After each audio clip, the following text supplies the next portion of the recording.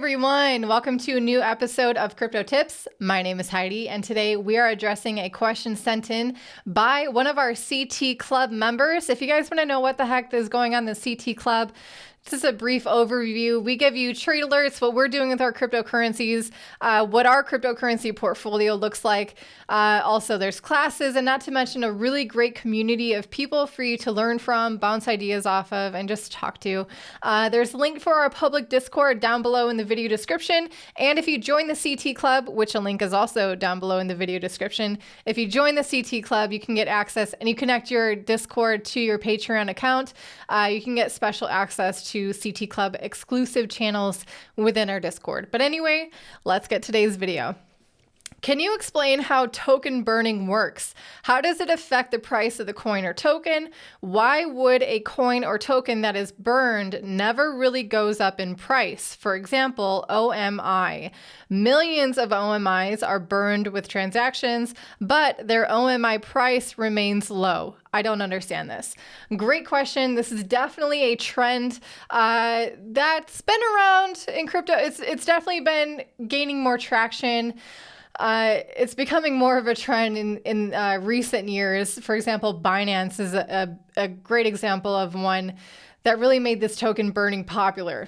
And we've seen what's happened in the price of Binance as well. But let's not forget, Bitcoin is the one that I think kind of set the stage for this concept of scarcity and how that can lend itself to appreciating price over time if people are buying it, right? If the volume is there, if the interest is there in the coin, then it goes to show that scarcity will play its role in supply and demand. So what token burnings are in a nutshell is based on how the developers have written their code, is that maybe every time a transaction happens, a portion of the transaction fees, for example, are burned rather than given to those who are staking or mining the network.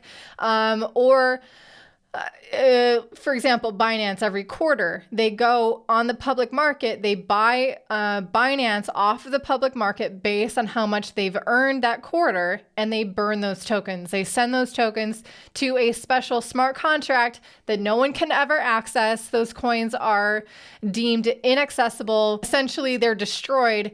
Basically, if you stored Bitcoin or any cryptocurrency in a paper wallet and you lost the private key, you've burned tokens. There's some projects that do this intentionally to incentivize maybe a little bit of FOMO, maybe just, to try to get that scarcity effect with their cryptocurrencies. And for many of them, it has helped to get their price appreciation. We saw it most recently with Ethereum when they had the update in July of 2021 with the EIP 1559 update. Now the transaction fees on Ethereum are burned. Maybe not totally, but a fraction of them at least. And we've seen how that's actually lent itself to the price appreciation of Ethereum. Other coins that do this that are famous are Shiba Inu.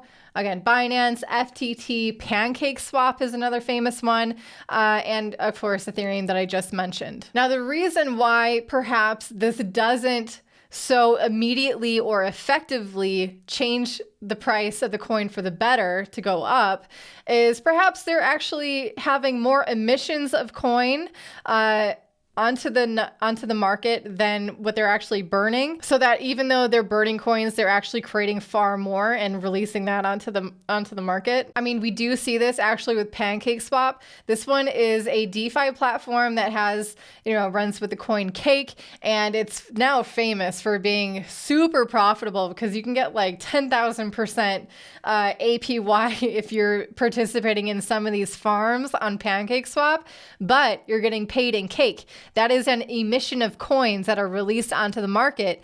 And, whatever their token burning schedule is, they are still releasing coins into the market. Another thing to pay attention to is again, OMI. Just because it has this huge, actually, token burning mechanism where basically, I believe with this project it's like an NFT project. And this is not a sponsored post whatsoever. I'm just referencing it because that's what this person asked in the question. Basically, whenever you're purchasing an NFT on OMI, you're burning the coins that you use to make that purchase. So that's why he's saying millions are being burned with transactions, but the price is still low. The volume is quite low with OMI as well. If no one's buying the coin in general, it doesn't matter how many you're burning. It doesn't necessarily inspire a network effect. It doesn't, create a good marketing plan for this coin. For whatever reason, it's just not catching fire yet. Maybe it will in the future. I have no idea. I haven't done a deep dive on OMI, so this is not an endorsement by any means for this coin. Please do your own research. But that's one example of a reason why perhaps, even though it has token burning, it's not pumping like crazy. It doesn't have the pumpamentals, as Richard Hart would say. Now, this one is just a security aspect for those of you who are looking for coins that you think could be appreciating in price purely because they do token burnings.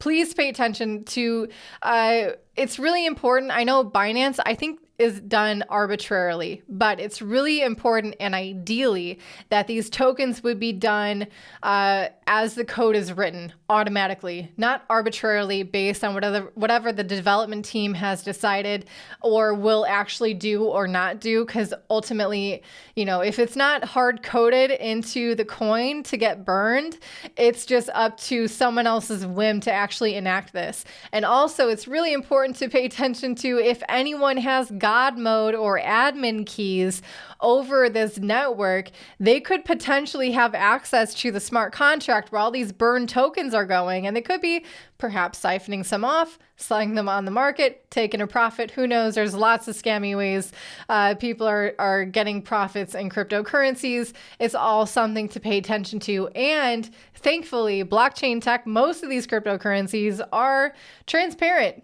They're open source and you can see everything that's happening on the blockchain. If you're wondering how the heck you can even get started finding the information I'm referencing, there's a couple helpful websites. One is DeFiSafety.com. The other one is DeFiYield.app/audit-database. Both of these websites will be linked down below in the video description, but basically these websites tell you if these projects have been audited, how recently they've been audited, and most importantly, if they've been audited, let's say one time, and then they found a whole bunch of red flags, have they been audited since then, and have they addressed those issues? I would hope so. And actually PancakeSwap is one of those that has improved over time. I did do a video saying, what no one's saying about PancakeSwap, or just a little bit of a red flag video for PancakeSwap. And they have improved a little bit. So I am coming around slightly to it. So I will say that. But anyway, those two sources are really great for you to get your feet wet in understanding how to do your own research, especially when you're talking about DeFi and smart contracts. Please check out those websites. That's going to wrap it up for today's video. If you guys enjoyed this, I really appreciate it if you hit the like button and you hit subscribe if you haven't already with the bell notification turned on. Sometimes YouTube can be kind of sneaky and I'll switch it off for you. That bell is what is going to give you a notification when I'm posting videos here every single day. So if you guys want to get your daily fix of all things crypto, hit subscribe. I'll see you again real soon, but until then, I hope you're staying happy and healthy. I'll see ya.